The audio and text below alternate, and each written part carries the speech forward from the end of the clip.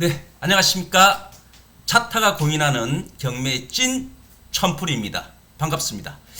자, 원래는 오늘 이 주제가 명도가 아니고 다시 경매에 대한 권리 분석 뭐 이런 식으로 다시 흘러가려고 했는데요.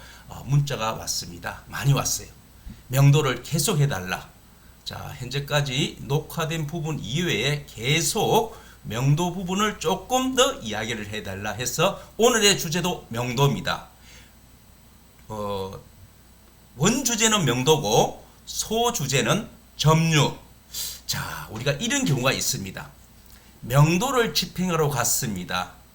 집행이 되는 경우도 있고 집행이 불령되는 경우도 있습니다. 만약에 불령이 됐을 때 불령으로서만 끝나는 게 아니지요. 그날 집행 비용, 즉 노무자 비용과 차량비, 열쇠비, 출장비를 다 줘야 돼요. 일부 한 50%는 줘야 되는 걸로 알고 있습니다. 어떤 법원에는 30%, 50% 하는데 지금은 거의 50%로 이렇게 기정하고 있는 걸로 알고 있습니다. 자, 여러분이 냈던 집행 비용이 그렇게 일부가 빠진다는 겁니다. 그리고 집행도 못하고 또 언제 하겠다는 날짜도 안 잡히고 또 다음에 한다 해서 집행이 된다는 보장도 없고 명도 집행을 불령을 한번 해본 경험이 있으신 분들은 제 이야기를 잘 들으십시오. 자, 우리가 명도가 불령이 나는 주 원인이 무엇인지 아십니까? 명도 불령 하실 때 그 원인이 있습니다. 이유. 그래서 명도 집행 불령 조서에 이것 때문에 집행을 불령하였다 이렇게 되는 겁니다. 명도 불령의 주 원인이 99.9%가 점유입니다. 점유가 때문에 불령이 되는 겁니다. 99.9%가 점유입니다. 자, 점유가 상이함, 점유가 틀리기 때문에 불령하다. 점유, 현재 우리가 명도 집행하러 갔을 때 인도 명령 결정문에 나와 있는 그 채무자 이름과 지금 현장에 도착하니까 그 사람 이름이 틀리더라. 그래서 현 점유자가 상이하다. 점유가 상이함. 또는 점유가 불명확함. 점유자가 맞기도 하고 아니기도 하는 불명확함. 또 점유가 특정되지 않는다는 겁니다. 가봤는데 그 사람을 만날 수도 없고 그 사람이 있었다는 흔적도 없고 그래서 점유가 특정되지 아니함. 이 세 가지가 명도의 불령의 99.9%입니다. 아니 그러면은 99.9%라면은 나머지 0.1은 뭡니까 하는데 제가 너무 가닥에 99.9%를 했는지 모르겠는데 거의 맞을 거로 알고 있습니다. 나머지 0.1은 여러분들이 평생 가도 이런 거는 경험을 못할 건데 정인 두 사람이 오지 않아서 불령되는 경우입니다. 자, 우리가 사람이 없었을 때 집행관은 정인 두 사람, 참여자 두 사람을 입회해서 강제 계문을 하는 겁니다. 그분들이 없으면 계문하기가 좀 곤란하지요. 법에는 그렇게 나와 있잖아요. 그런데 그분이 차가 밀려서 못 오고 있는 거예요. 그런데 집행관이면 계속 그 시간만 기다릴 수가 없잖아요. 다음 사건 또 가야 되는데. 그래도 많이 기다립니다. 계속 기다리는 거예요. 그런데 오지도 않고 있는 겁니다. 그런 경우에는 불령하는 경우가 있습니다. 저도 경험했습니다.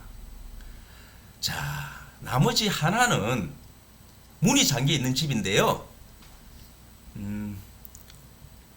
열쇠공 우리 아저씨가 문을 못 따는 겁니다. 개문을 못 하는 거예요. 개문을. 물론 나중에 알았지만 안쪽에서 문을 꼭 잠가놨기 때문에 조금 특수하게 잠가놓은 것 같습니다. 인간한 게 잠가면은 어떻게 유리통을 해서 카메라가 들어가 가지고 하고 일하는데 정말 특이하게 잠겨져 있는 모양입니다. 그래서 집행을 못한 경우가 있습니다. 아마 거의 이런 경우는 외적인 경우입니다. 다시 말해서 점유 때문에 집행이 불용된다는 겁니다. 그러면은 우리가 명도 집행 현장에서 집행관님께서 제일 먼저 어떤 일을 할까요? 여러분한테 질문을 던지면은 여러분은 어떤 식으로 대답할지 모르겠는데요. 집행관님이 명도를 할 때 제일 먼저 하는 것이 오늘의 키워드가 뭡니까? 소주제. 점유를 먼저 확인하는 겁니다. 사람이 있을 때 집행권원에 나와 있는 홍길동이라면 선생님 홍길동 맞습니까? 이렇게 하는 겁니다. 그리고 홍길동이 아닌 다른 사람이 있다. 그러면 선생님 홍길동하고 어떤 관계입니까?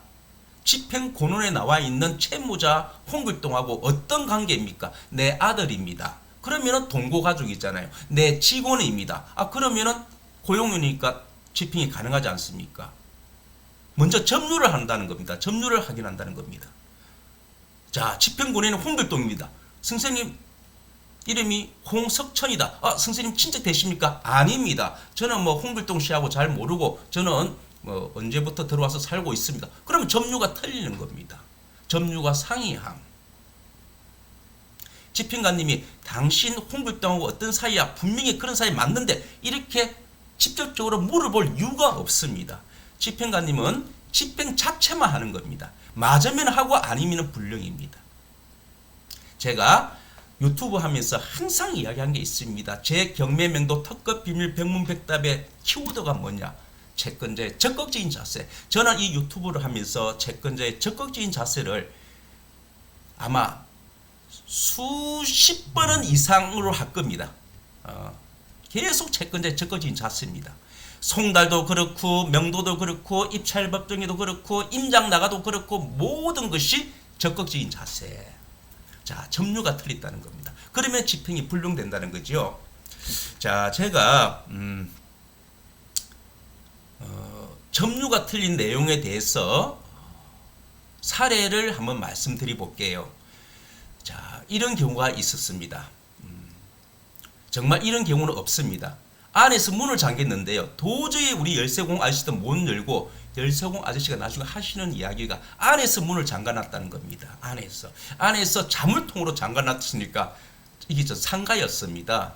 조금 특이하게 안 되었습니다. 이 집은 음식을 하는 식당인데 식당 내부에서 먹는 게 아니고 배달만 하는 집이었습니다. 그래서 창문이나 이런 것이 좀 없어가지고 내부를 볼 수가 없는데 좌우지간 그래서 집행을 못했습니다. 문을 못 열기 때문에 들어가서 점유를 확인해야 되는데 그렇게 못한 경우가 있었고, 두 번째는 당연히 점유입니다. 점유. 어느 하나의 단란주점이라고 제가 생각이 나는데요. 아마 채무자가 한 1년 정도 비웠던 집입니다. 그 1년 동안 소송하다 보니까 손님이 장사를 안 했으니까 거의 쓰레기에다가 거의 잡동산 이런 게 되어 있겠지요. 그래서 1년 만에 판결문이 끝나고 갔는데 점유가 확인이 안 돼요. 그런데 우리 명도를 신청했던 채권자 난리 나지요. 자기는 당연히 명도가 되는 줄 알고 있지요. 그런데 집행관님은 점유가 상이하다가 아니고 점유가 특정되지 않는다. 즉 채무자가 살았다는 무슨 증거가 있어야 되는데 증거가 없더라. 그래서 특정되지 않는다. 이래서 불용되니까 이분이 얼마나 큰 소리 치고 지금도 제가 그분의 그 목소리가 지금도 들려오는 것 같습니다. 그렇지만 집행하는 집행관으로서는 점유가 맞아야만이 하는 겁니다. 점유가 상이하고 점유가 안 맞았는데 점유가 확인되지도 않는데 집행은 할 수가 없는 겁니다. 그래서 우리가 명도 집행을 할 때는 가장 중요한 것이 점유. 집행관은 제일 먼저 점유를 먼저 확인한다. 그러면은 제가 방금 말씀하기 전에는 사람을 만난 경우예요. 맞나? 집행권에 나온 이 사람과 본인이 맞습니까? 어떤 관계입니까? 해서 판단해서 하는 것이고, 만약에 여러분 문이 잠겨 있는 집이고 오래돼 있는 집이라면 어떻게 할 것인가? 강제 개문해서 문을 열고 들어가겠지요. 정인 2명 참여해서 강제 개문을 하는 거지요. 그리고 집행관이 제일 먼저 뭐 합니까? 제가 아까 말씀하셨잖아요. 어떻게 집행한다고? 그 전에 점유를 확인하고 집행한다. 그러면 그 점유가 이 사람이 채무자가 점유했다는 그런 증거가 나와야 됩니다. 그러면은 집행관님은 그 점유를 어떤 방법으로 확인할까? 이게 중요한 겁니다. 자, 제가 오늘 명도 점유 시리즈 제4탄까지 하겠습니다. 점유를 1탄, 2탄, 3탄, 4탄까지 하겠습니다. 그래서 여러분들이 명도를 할 때는 제가 그랬잖아요. 법원에 맡기는 것이 아니고 채권자의 적극적인 자세. 이 사람이 진짜 점유를 하고 있나 없나. 내가 계약서를 작성했을 때 그 계약서 작성했던 그 사람이 지금 거주하고 있나 없나. 지금 장사하고 있나 없나. 이런 점유도 본인들이 우리 채권자들이 꼭 적극적인 자세로 알아볼 필요가 있습니다. 자, 여러분 제 명도 점유 이야기가 좋았다면은 구독 그리고 좋아요 정말 좋아요 한번 해주십시오. 그리고 알림 설정을 해주시면 감사하겠습니다. 다음 시간에는요 2탄, 3탄, 4탄 계속 점유로 시작하겠습니다. 수고하셨습니다.